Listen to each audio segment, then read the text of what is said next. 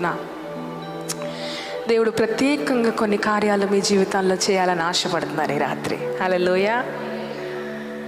ఎంతమంది ఆయన సన్నిధితో నింపబడుతున్నారు ఈ రాత్రి? హల్లెలూయా. ప్రతిసారి ఆయన సన్నిధికి వచ్చినప్పుడు సిస్టర్ అన్నట్లు we are being fuelled once again, we are being renewed once again, we are being touched and filled once again. Hallelujah. ఈ రాత్రి కాలము కొన్ని మాటలు నా హృదయంలో దేవుడు మీ కొరకు ప్రార్థన చేస్తుండగా ఆయన ఉంచారు. ఈ మాటలను చెప్పి నేను క్లుప్తంగా మాట్లాడాక దేవుని ఆరాధించుకుందాం. హల్లెలూయా. మీ థీమ్ ఇవాళ వచ్చి రూటెడ్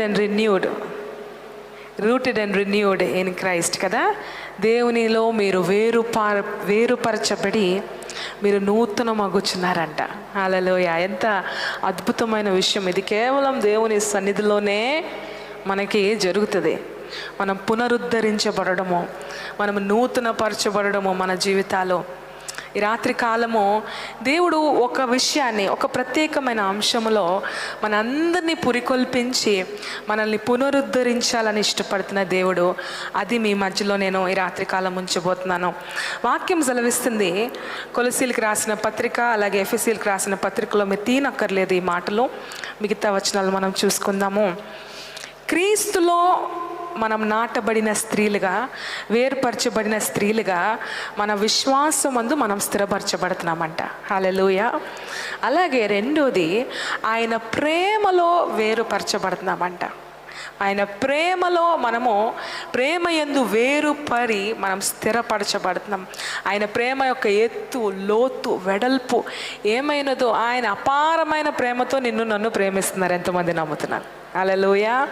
ఆయన ప్రేమించకుండా మనం ఇక్కడ ఆయన్ని ప్రేమించలేం. ఆరాధనలో మనం ఎందుకు ప్రేమిస్తున్నామంటే ఆరాధించినప్పుడు ఆయన మొదట మనల్ని ప్రేమించారు కాబట్టి. సో ఈ ప్రేమలో రూటెడ్గా ఉన్నామని వాక్యం సెలవిస్తుంది. అలాగే విశ్వాసములో రూటెడ్గా ఉన్నామని వాక్యం సెలవిస్తుంది. ఆల్రెడీ మనం రూట్ చేయబడి ఉన్నాము క్రీస్తు ద్వారా. హల్లెలూయా. ఇందులో నుంచి మనల్ని పెరికి వేసేది ఎవరు లేదు, ఏది లేదు. హల్లెలూయా. ఏంటి? మొట్టమొదటిగా విశ్వాసములో వేరుపరచబడి ఉన్నాం. రెండోది ప్రేమలో. ఈ రెండు గుర్తుపెట్టుకోవాలి. మనము దేవుని యందల కలిగిన విశ్వాసములో, నమ్మకంతో ఎప్పుడైతే ఆయన మన జీవితంలోనికి దేవునిగా మనం స్వీకరిస్తామో, సొంత రక్షకునిగా, ఆయన యొక్క విశ్వాసములో మనం స్థిరపరచబడుతున్నాం. ఆయన ప్రేమలో మనం వేరుపరచబడుతున్నాం.